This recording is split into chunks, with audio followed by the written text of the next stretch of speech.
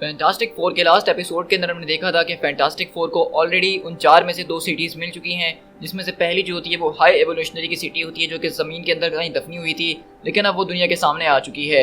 और अगली जो उनको सिटी मिलती है वो दरअसल एक एटलांटिस का पुराना ग्रुप मिलता है जो कि बहुत पहले यहाँ पे कभी मौजूद हुआ करता था और उसको दोबारा से जो है रीडिस्कवर कर लिया गया है फैंटास्टिक फोर के जरिए। और इसी तरह हमारे पास 2 सिटीज़ जो है 4 में से आ चुकी हैं और आज जो है हम अपनी तीसरी सिटी को देखने वाले इस एपिसोड के अंदर। तो अब आगे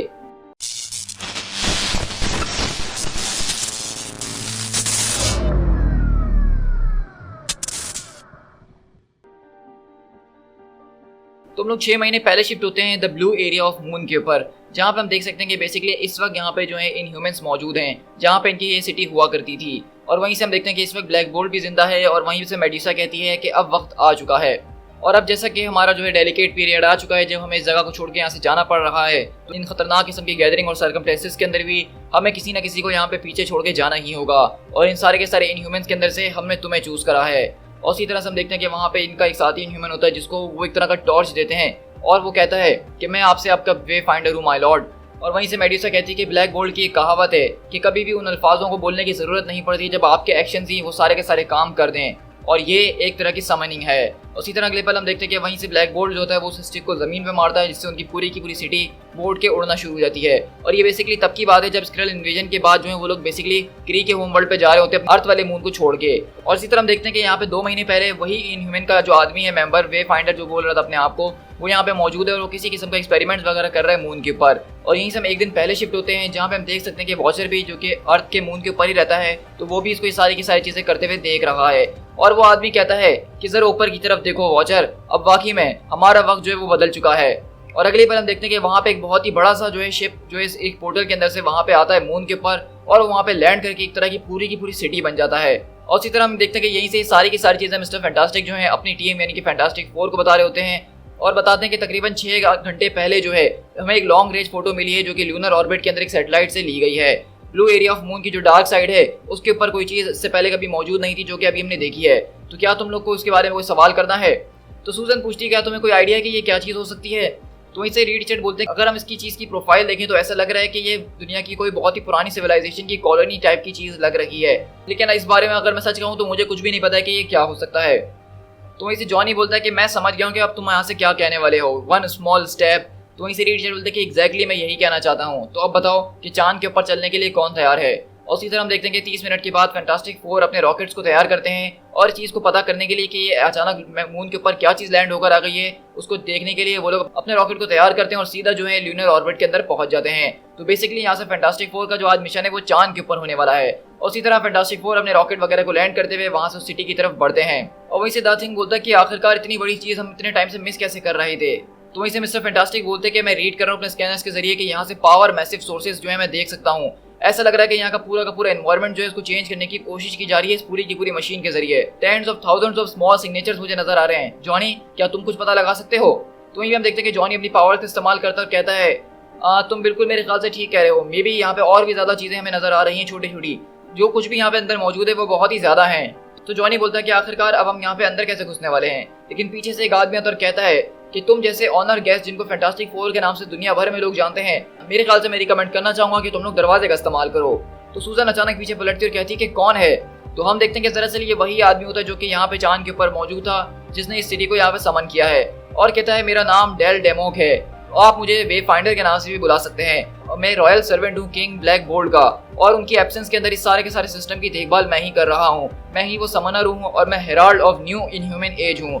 welcome to the universal city. तो वहीं से जॉनी बोलता है कि ग्रेट, हमें इसी की तो जरूरत थी, एक और नई सिटी की, एक और नई स्टूपिड सिटी की। तो वहीं से हम देखते हैं कि सूजन उसकी तरफ देखते और कहती है कि हे मैं तुम्हें देख रही हूँ कि तुम्हारे पास भी मेरी तरह की कुछ पावर हैं और तुम उन पावर का इस्तेमाल करते हुए मुस्तकिल जो है फ्लोट कर रहे हो। तो आखिरकार ये इतना आसान तो मैंने इसके बारे में क्यों नहीं सोचा पहले? तो वहीं से वो कहता है वे फाइंडर, मेरे ख्याल से आप जैसी खूबसूरत वुमेन के लिए ये सवाल होना चाहिए कि आपने आज तक अपने पैरों को जमीन छूने ही क्यों दी? और वहीं से सूजन उससे काफी तरह इंप्रेस हो जाती है उसकी बात और कहती है कि अब सही है। और इस तरह देखते हैं कि सूजन भी उसकी तरह फ्लोट करना शुरू कर देती है। तो वहीं से जॉनी बोलता है कि ग्रेट, अब क्या हम अंदर चल सकते हैं? तो कहता है कि हाँ बिल्कुल, आप लोग मुझे फॉलो कीजिए, मैं आपको यहाँ का नज़ारा दिखाता हूँ। तो वहीं से हम देखते हैं कि वो लोग जैसे इसके अंदर घुसते हैं तो मिस्टर फैंटास्टिक बोलते हैं कि वैसे इस पूरी की पूरी वेसल का जो साइज है वो बहुत ही ज्यादा बड़ा है। आखिरकार इसको कौन सी रेस ने क्रिएट किया है? रेस नहीं डॉक्टर रिचर्ड्स, बल्कि रेसेस। इसको 4 रेसों ने मिलकर जो है एक सिटी बनाया है। ये एक तरह का न्यू मोनो कल्चर है जो कि अलग अलग कल्चर्स को मिला के बनाया गया है। यहाँ पे हर एक इंसान ने अपना प्री डिफाइंड रोल के जरिए उसको काम को अंजाम दिया है। अब हमारे दरमियान ये सवाल खत्म हो चुका है कि एक इंसान दुनिया को कितना बदल सकता है, बल्कि अब हम अपने आप से इस सवाल को करते हैं कि आखिरकार हम सब एक साथ मिलके इस यूनिवर्स को किस तरह से सर्व कर सकते हैं। उसका सिर्फ एक ही जवाब है, ये है एल्ड्राग द डोरवे। ये कभी एक जबरदस्त किस्म का पॉलिटिशियन हुआ करता था माइनर फ्रैक्शंस के अंदर, लेकिन जब हमारी सारी की सारी कम्युनिटी एक साथ मिली तो उस यूनिफ्रिक्शन के अंदर इसका काम बेकार हो चुका था। तो अब जो है ये एक दरवाजे का काम करता है और इसके जरिए हम दुनिया भर के प्लेसेस में यहाँ से वहाँ हो सकते हैं। तो वहीं से ये सारी की सारी चीज़ें देख के मिस्टर फैंटास्टिक काफ़ी ज़्यादा फैसिनेट हो रहे होते हैं। तो वो बताता है कि ये चीज़ ज़रूरी थी क्योंकि हमारे पास और कोई जगह नहीं थी जिसके जरिए हम ये सब कर पाते। मेरे ख्याल से मैं इस बात को मान के चलता हूँ कि आप लोग इनह्यूमंस के ओरिजिन से अवेयर होंगे ही कि इनह्यूमंस को कैसे बनाया गया था। तो वहीं से मिस्टर फैंटास्टिक बोलते हैं कि ऑफ कोर्स हम उस बारे में काफ़ी अच्छे तरीके से जानते हैं। तो वहीं से वो बोलता है अच्छा, तो इसका मतलब है कि आप जानते हैं कि किस तरह से सबकी शुरुआत क्री से हुई थी, जब क्री ने अर्ली ह्यूमंस के ऊपर एक्सपेरिमेंट्स करना शुरू करे थे, जिनको आप होमो एंसेस्टर्स कहते हैं, क्योंकि उनके जीन्स के अंदर कुछ यूनिक एबिलिटीज को पाया गया था और क्री के लोगों को अंदाजा हो गया था कि उनके अंदर फ्यूचर में बहुत ज़्यादा जबरदस्त किस्म का पोटेंशियल पाया जा सकता है। तो इससे मिस्टर फैंटास्टिक बोलते हैं कि हाँ, ये पूरी की पूरी ऑब्जर्वेशन जो कि क्री के लोगों ने एक पैरेलल क्लास साइंस बेस के अंदर करी थी जो कि यूरेनस के ऊपर हुआ करता था, मैं इसके बारे में बहुत अच्छे तरीके से जानता हूँ। तो वहीं से वो कहता है कि वेल, अभी भी ऐसी बहुत सी चीज़ें जिनको बहुत ज़्यादा लोग नहीं जानते हैं, बहुत सी ऐसी चीज़ें जिनको आप भी नहीं जानते डॉक्टर रिचर्ड। के हिसाब से आपको लगता है कि क्री ने सिर्फ जो है ह्यूमंस के ऊपर एक्सपेरिमेंट्स करे थे और उनको इन ह्यूमंस में बदल दिया एक सिंगल बेस के अंदर, लेकिन ऐसा नहीं है क्योंकि ये सारे के सारे एक्सपेरिमेंट सिर्फ ह्यूमंस के ऊपर नहीं किए गए थे और ना ही किसी एक बेस से किए गए थे। इसके लिए बहुत ज़्यादा बेसिस क्रिएट किए गए थे और उनको बहुत ही ज़्यादा अलग अलग स्पीसीज़ के ऊपर भी ट्राई किया गया था। सक्सेस जो है वो सिर्फ हमें 5 स्पीसीज़ के अंदर से ही मिली। तो डॉक्टर रिचर्ड बोलते हैं कि 5? हमने तो सिर्फ ह्यूमंस के बारे में सुना कि वो इनह्यूमन बन गए थे। तो वहीं से वो कहता है कि हमारा कॉमन बिलीव ये था कि हम सबको अपनी क्री की एक एलीट फोर्स बनानी चाहिए हालांकि अंदर, जिनको हम एक तरह के सेंटिएंट वेपन के जरिए इस्तेमाल कर सके जब हमारा दिल चाहेगा। लेकिन जो हमारा सुप्रीमोर था, तुम जानते हो ना कि उसके कुछ अलग ही प्लान्स थे, कुछ ऐसे सीक्रेट प्लान्स जिसको जो है क्री के लोग भी खुद नहीं देख पाए। वो जो है सिंपली गॉड बन के सारे के सारी चीज़ों के साथ खेलना नहीं चाहता था, वो लोगों के जेनेटिक लेवल के ऊपर उनको चेंज नहीं करना चाहता था, बल्कि वो उनके ट्रांसफॉर्मेशन के अंदर काफ़ी ज़्यादा इंटरेस्टेड था और इसी के लिए उन्होंने एक स्पेसिफिक कैटलिस्ट बनाया जिसके जरिए वो जो है ट्रांसफॉर्म कर सकते हैं। तो मिस्टर फैंटास्टिक बोलते कि मैं समझ चुका हूँ तुम्हारी बात, तुम यहाँ पे टेराजेनेसिस की बात कर रहे हो। ये वो प्रोसेस है जिसमें टेराजेन क्रिस्टल्स के जरिए जब उनको जो एक्सपोज किया जाता है इनह्यूमंस को, तो वो अपनी पावर्स को हासिल कर लेते हैं। तो एक तरह से ये कैटलिस्ट का काम करता है।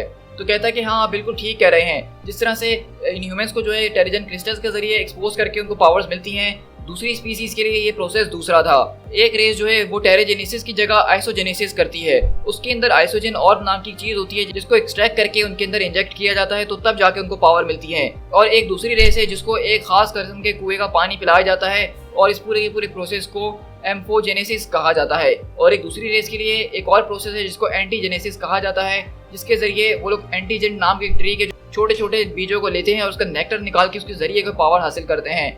और जो हमारी आखिरी रेस है यानी कि 5वीं रेस, उसमें जो प्रोसेस होता है उसको एक्सोजेनेसिस कहते हैं, जिसके अंदर उनको एक्सोजेन स्पाइस नाम की एक खुशबू होती है जो कि सुंघाई जाती है और उसके जरिए ही वो जो है अपनी पावर्स को हासिल करते हैं।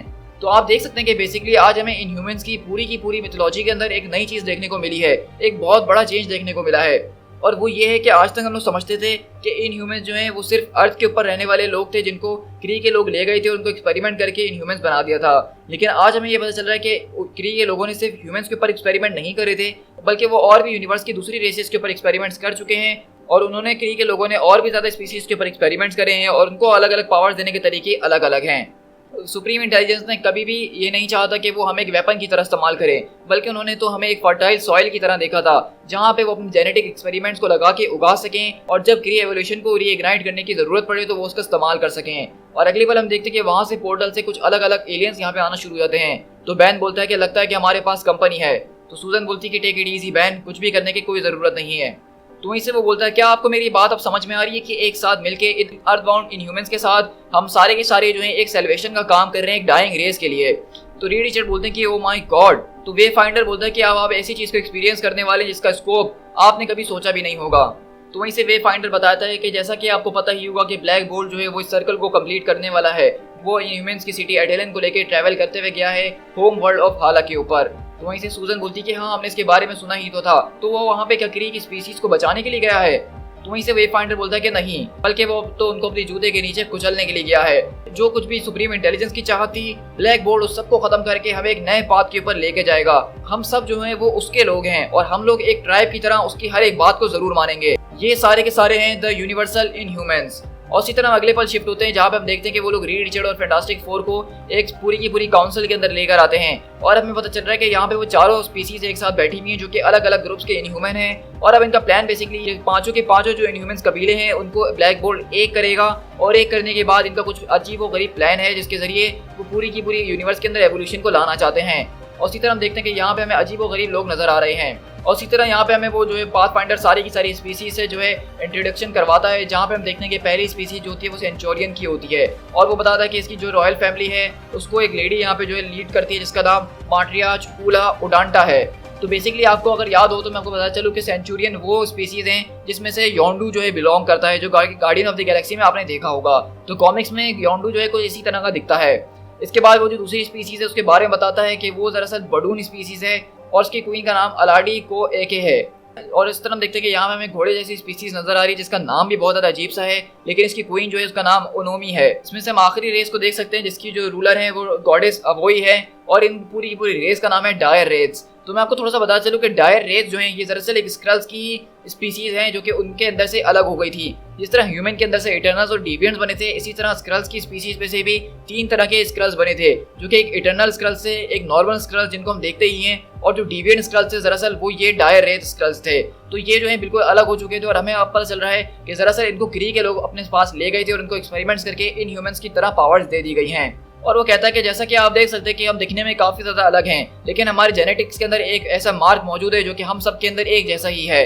आप देख सकते हैं कि हमारा कंस्ट्रक्शन जो है, हमारी मेथोलॉजी जो है वो बिल्कुल एक जैसी है, हमारा इम्प्रिंट जो है वो एक दूसरे से बहुत ज्यादा मिलता है, हम लोग एक जैसे ही हैं।